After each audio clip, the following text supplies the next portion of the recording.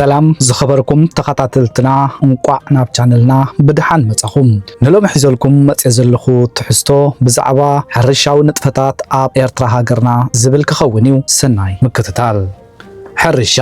حرشا كبهال كله سلتي اب محرسن مربح انسسان زتمركوسه منبابرو زملكتوكا انتخونه مس ياتاوي كونوتاتو نمغلاص متان كطعمنا بمبال فلالينا كنريوينا منبابرو اب حرشا طراي زتمسرت حبرتسب اب كبسا ኤርትራ بزح ايكونن اب مريت حد عدي طراي بمطقام زنبر سب وخل قلب عمتون نخال زدليو نغرات زغبرو وصايتاتو شفينو كنابر يشغرن كبيدنيو بفلاي تفطرو ناي زناب مالت ازمران صبو كراماتن انت زيلغيسو اب قطباو قلولاو يودق مالتيو بزح وانا دما بسري واحد زنابن حما كراماتن ناب طيميتن عصبون يودق كم زنبري اف تاريخ يزنتو بفلاي دما موداتا شانچاتميتن سوساتات بزغاطمن زغاطم زلون تدغاغامي واحد زنابن درقن حرستوت كبسا كاب طميتن واحد مغبن يساقيهم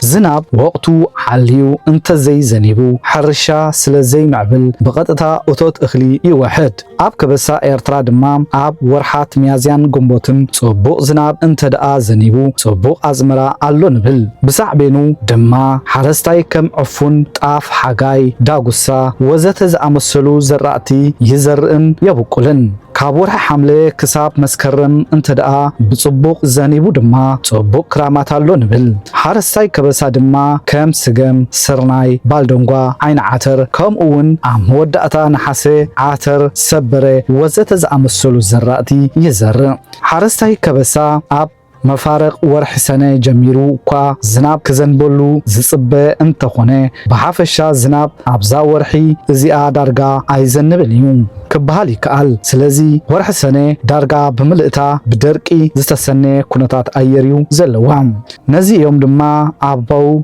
كمسلو عيت مكاح بعال احا سنه خلا بنوحا إلهم زمسلو نوحات معالتات اب سنه مسي دروق زخونه كونتات اير عدكامي سلز خون نزين مغلاص ابو قلع غنبوت سنه نغو توليدو مشت مخستنه إلهم يمسلو እዚ ማለት ድማ ኣብ ወርሕ ሰነ መዓልቲ ቀትሪ ነዊሕ ኮይኑ ስልስ ማዓካ ድሮ ቆልዓ ተወሊዱስ ጎቢዙስ እንስሳ ከኸስትን ወይ ድማ ክሓርድ ምኽኣለ ማለት ነትን ውሓት ግዜ ይገልጽዎ ኣብ ከበሳ ኤርትራ ካብ ወርሕ ጥቅምቲ ንድሓር ቀውዒ ስለዝኾነ ሓረስቶት ዝናብ ኣይምነዩን እዮም ምኽንያቱ ድማ ንዝተዓጽደን ክዓጽድ ዝቐረበ እኽልን ስለዘባላሽወሎም እዩ እዚ እኳ ደኣ ቀዳሞት ክምስሉ ካብ ማይ ቀውዕስ ኣንበጣ ቀውዒ ይብሉ ነበሩ كمتي اب علي استتقسي اب كبسا ኤርትራ وقتو زحلوه اخول زناب بسري زي مركاب حرستوت اب قطباوي قلولاو زودقل غزي حاليفو يرأي نبرن ابز اوان زيد ما بتدغاغام درقن سب زفطرو قلولاون حرستوت ببزحي اب ازيو اسغاي ناي طميت قلولاو كودقو مرأي نبر كوينو يركب غله كابتي بب اوانو زغاطم زنبره طميتن عصبون اب زخري حزبታት كبسا موائل قصل صنيحون علون ገለ ካብዚ አጋጣሚታት ዝን ምጥቃስ ኣብ መወዳእታ 1880ታት ዘጋጠመ ብርቱዕ ድርቂ ዘስዓቦ ማሕበራውን አካባቢያውን ማህሰይቲ እዚ ድርቅን ዓጽቦን እዚ ካብ 1888 ክሳብ 1892 ብዝተፈላለየ መጽውዕ ስም ይፍለጥ ገለ ዘመነ ፀሐይ ኢሎም ክጽውዕዎ ከለው ገለ ከዓ ዘመነ ኩባያ ወይ ዘመነ ካርቦኒ ወይ አካሂዳ ኢሎም ይጽውዕዎ ነበሩ ዝርግሐ ናይዚ ደርቅን ዓጽቦን እዚ ኣብ ኤርትራ ጥራይ ዝተወሰነ ኣይነበረን ዳርጋ ኩሉ ክፋላት ቀርነ አፍሪካን ክሳብ ሰፊሕ ክፋላት ምብራቅ አፍሪካ ተዘርጊሑ ነበረ በወገን ዓደም ሓራ ከይተረፈ እዚ ድርቂ እዚ ኣዝዩ ሓያልን ሳዕቤን ገደፈ ኣብ ታሪኽ ናይ ኢትዮጵያ ድማ ክሳብ ሎሚ ብዘመነ ኩፉ ቀን ሕማቅ መዋእል ይፍለጥ ዘመነ ፀሐይ ህዝብታትን ጥሪትን ኤርትራን ካልኦት ጎረባብትን ሓሊቆም ዝነበሩሉ እዋን እዩ ድርቅን ዓጸቦን አይ ከአኸሎም ህዝብታት እዚ ከባቢዚ ብዝተፈላለዩ ተላገብቲ ሕማማት ከም መንሽሮን አንቅጽን ዝኣመሰሉ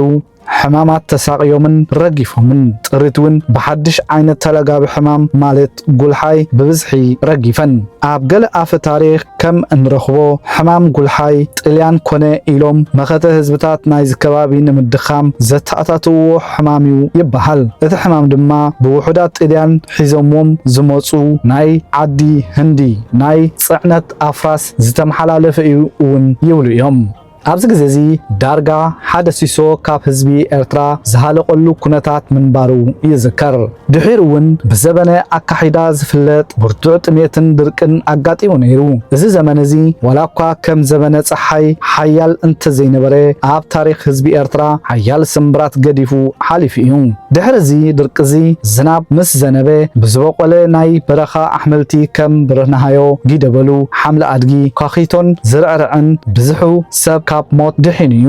ንዑ ንምዝካር ድማ ከምዚ ስዕብ ደርፊ ኣውፂዩስ ክሳብ ለይትሎሚ ይዝከራሉ እቲ ደርፊ ሳላ ጊደበሉ እግሪ ተተኺሉ ሳላ ብርናሃዮ ግዜ ሓሊፍናዮ አካሂዳ ሙሉቕ ኢላ ኸይዳ ዝብል ነበረ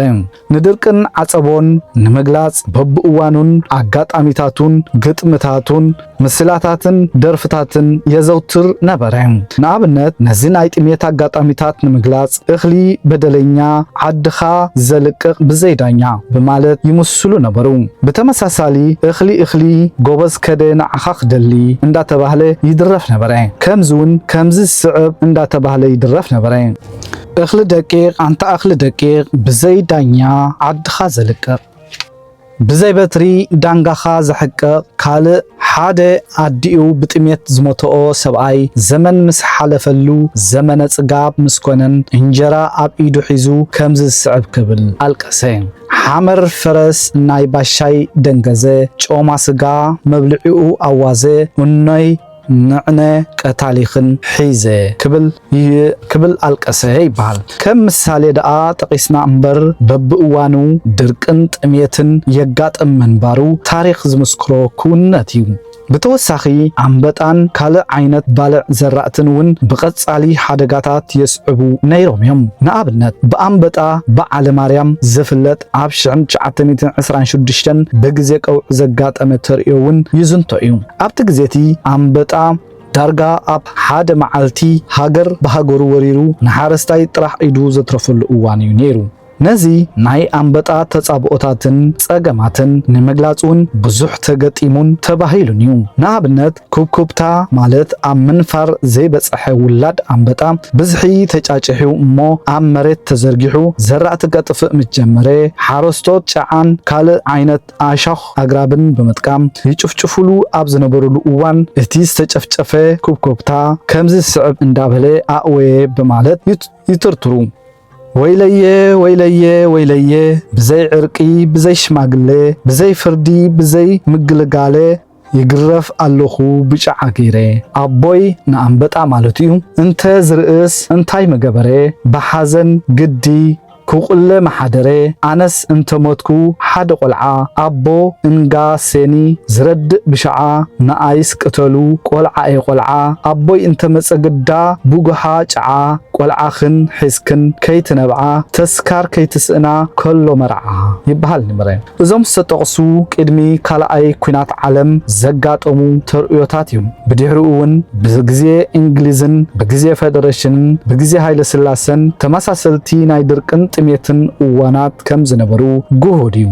ጥሜትን ድርቅን ምስ ኩናት ተደራሪቦም ኣብ ግዜ ደርጊ ንህዝቢ ኤርትራን ኢትዮጵያን ብተደጋጋሚ ሃስዮም እዮም ክበሃል ይከኣል ብሰንኪ ድርቅን ኩናትን ከምኡውን ኩናት ዘስዓቦ ግፍዕን ብዙሕ ክፋል ህዝቢ ኤርትራ ዓዱ ገዲፉ ተሰዲዱ ገለ ናብ ሱዳን ገለ ናብ ኢትዮጵያ ገለ ናብ ሰሜን ኣሜሪካ ገለ ናብ ኤውሮጳ ወዘተ ብዙሕ ክፋል ዓኻይ ኤርትራዊ ድማ ብደሞዝ ተቆፂሩ ንኽሰርሕ ማሕረሱ ጠንጢኑ ከም ኣማራጺ ናብ ከተማታት ውሒዙ ኣብዚ ክጥቀስ ዝግብኦ ቅድሚ ካልኣይ ኩናት ዓለም ዓድኻ ገዲፍካ ናብ ከተማ ጠቕሊልካ ምእታው ልሙድ ተርእዮ ኣይነበረን ናብራ እንዳሓሰመን ኩነታት ሕርሻ ምስ ግዜ እንዳተዳኸመን ኣብ ዝኸደሉ እዋን ግን ሓረስታይ ኤርትራዊ ስራሕ ኣብ ምድላይ ብባጤራ ተኸፊሉ ኣብ ከተማ እንዳተቐመጠ ናብርኡ ክመርሕ ዝጀምረሉ ዘመን ካብ ግዜ ጥልያን ጀሚሩ እዩ እንተኾነ ካብ ገጠር ናብ ከተማ ምስጋም ብጠቕላላ ቦታኻ ምልቃቕ ዘይኮነስ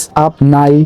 ከተማ ስራሕ ዝርከቡ ወቅቲ ናብ ከተማ ኣብ ናይ ሕርሻ ዝካየደሉ ወቅቲ ድማ ናብ ቦታኻ ተመሊስካ ሕርሻኻ ምክያድ ኣብ ገለ ከባቢታት ክሳብ ለይቲ ሎሚ ልሙድ እዩ ዓድኻ ጭራሽ ገዲፍካ ምኻድ ልሙድ ኤርትራዊ ባህልን ልምድን ኣይነበረን ኣይኮነን እውን ክሳብ ሎሚ ዋላ ሰብ ቅድሚ ምማቱ ዕድል እንተረኸበ ኣብ ዓዱ ማለት መበቆሉ ተመሊሱ ክኽበር ዘይላቦ ኣዝዩ ውሑድ እዩ ሓረስታይ ስርሑ ብግቡእ ንኸማልእ ብዕራይን ካልኦት ዓይነት ናውቲ ማሕረስን ኣፍልጦን የድልዮ ብውሕዱ ጽምዲ ማለት ክልተ ብዕራይ ዘይውንን ሓረስታይ ግርህኡ ብግቡእ ሓሪሱ እቶት ክረክብ የጸግሞ ነበረ ሓደ ቀርኒ ማለት ሓደ ብዕራይ ጥራይ ዝውንን ሓረስታይ ምስ ከምኡ ዝኣመሰለ ሰብ ተላፊኑ ተሻሪኹ ይሓርስ ብልፍንቲ ዝሓርስ ሓረስታይ እኹል እቶት ኣብ ምርካብ ስለ ዝጽገም መብዛሕትኡ ግዜ ድኻ ሓረስታይ እዩ እንተተባህለ መገናን ኣይኮነን ምኽንያቱ ኣብ ግዜ ኣዝመራን ትኸል ንቐልን ብዙሕ ናይ ሕርሻዊ ስራሓት ስለ ዝሓልፎ እዩ እንተኾነ ካብቲ ፈጺሙ ብዕራይ ዘይውንን ብልማኖ ጥራይ ድማ ዝሓርስ ሓረስታይ ብቁሩብ ይሓይሽ ክበሃል ይከኣል እቲ ብዙሓት ጽምዲ ብዕራይ ዝውንን ሓረስታይ ድማ ብዕራይ ንዝለመኖ ሰብ መሃብ ልሙድ እኳ እንተኾነ መብዛሕትኡ ግዜ ኣብ ዘለዎም ስጋው ዝምድናን ውልቃዊ ሕውነትን ፍቕርን ምቅርራብን እዩ ዝውሰን ሓደ ግዜ እውን ልፍንቲ ኣብ መንጎ ጽምዲ ብዕራይን ጉልበት ሓረስታይን ይግበር እዩ ጉልበትን ብዕራይን ዘይብሉ ሰብ ድማ ሓደ ግዜ ግራቱ ወይ ናይ ሕርሻ ብጽሒቱ የማስሖ ወይ ድማ የካርዮ ማለት እዩ መምሳሕ ግብሪ ብቆንድኳ ኣብ መንጎ ክልቲኦም ተጠቀምቲ ብዝግበር ስምምዕ ዝውሰን ተኾነ መብዛሕትኡ ግዜ ግን እቲ ካሕሳ ንዋና ድኻ ግብሪ ፍርቂ ንዋና ወፀል ግብሪ ከከም ቦትኡ ሲሶ ወይ ድማ ረብዒ ይበጽሖ እቲ ግብሪ ዝተወፈረ ሓረስታይ ድማ ንዋና ግብሪ ብጽሒቱ ኣብ ዓውዲ ከረክቦ ብሕጊ እንዳባ ይግደድ ዋና ግብሪ እንተደኣ ንተዋፋራይ ከም ዘርኢ ሓገዝ ኣብ ፀሃያይ ወዘተ ወፊ ኮይኑ እቲ ምቅልት እቶት ኣቀዲሞም ብዝገበርዎ ስምምዕ እዩ ዝውሰን እንተኾነ ግን መብዛሕትኡ ግዜ እቲ ምቅልት ወይ ብላዕ ንዋና ድኻ ወይ ገደና ግብሪ ፍርቂ ንወፀልን ሰሰይቶን ረቂቕ ከከም ትሕዝቶ መሬቱ ሲሶ ወይ ድማ ረብዒ ይኽፈሎ ነበረ እምባርክስ ኣብ ከምዚ ዝኣመሰለ ያታዊ ኣገባብ ሕርሻ ምውናን ብዕራይ ኣዝዩ ዓብ ተራ እዩ ዝጻወት ስለዚ ድማ እዮም ኣቦው ብዛዕባ ብዕራይን ጥቕሙን ክምስሉ ከለዉ ብዕራይ ዘለዎ ሰብ ሓሓሊፉ ይዋሰብ ብዕራይ ዘይብሉ ሰብ ከዓ ሓሓሊፉ ይዕሰብ ዝብሉ ዝነበሩ ከም እውን ብዕራይ ዘይውነን ሰብ ከም ካብ መሬቱ ብዙሕ ረብሓ ከም ዘይረክብ ንምግላጽ ከም ዝስዕብ ምሳሌታት ኣሎ መሬት ንዳሕራይ ግራት ንበዓል ብዕራይ ብተመሳሳሊ ብዕራይ ዘይብሉን ኩርምቲ ዘይብሉን ከካጥዕሙ ይተርፉ ኢሎም ይምስሉ ዳርጋ ምስ ምውናን ብዕራይ ከተወዳድሮ ዝከኣልውን ምውናን መጽዓኛ ኣድጊ በቕሊ ወዘተ እዩ መጽዓኛ መብዛሕትኡ ግዜ ኣብ ናይ መጓዓዝ ተግባራት ዝምደቡ እንተኾኑ ሓደ ግዜስ ብውሑድ ደረጃ ኣብ ናይ ሕርሻ ንጥፈታት እውን ከም መኸዳ ኣብ ዓውዲ ክሳተፉ ይረኣዩዮም ብውሕዱ ሓደ ወይ ክልተ ኣድጊ ወይ ኣእዱግ ዘይውንን ሓረስታይ ኣብ መጓዓዝ ሕርሻውን ካልእን ንብረቱ ጸገማት ከጋጥሞ ናይ ግድን እዩ ፈረስን በቕልን ካብተን ብዋሕዲ ዝውነና ጥሪት ኮይነን ዝያዳ ኣድላይነተን ኣብ ናይ ርሑቕ መገሻ ጉዕዞን ከምኡ ድማ ኣብ ግዜ መርዓን ቀብርን ዕዙዝ ተራ ይጻወታ ነበራ ዝኸበርኩም ተኸታተልትና ሎሚ ብዛዕባ ሕርሻዊ ንጥፈታት ኤርትራ ዝነበረ ናይ ቀደም ባህላዊ ሕርሻ ሕጽር ብዝበለ ኣቕሪብናልኩም ጸኒሕና ብምክትታልኩም ኣዝና እንዳመስገና ኣብ ቀጻሊ ብሰላም ይራኸበና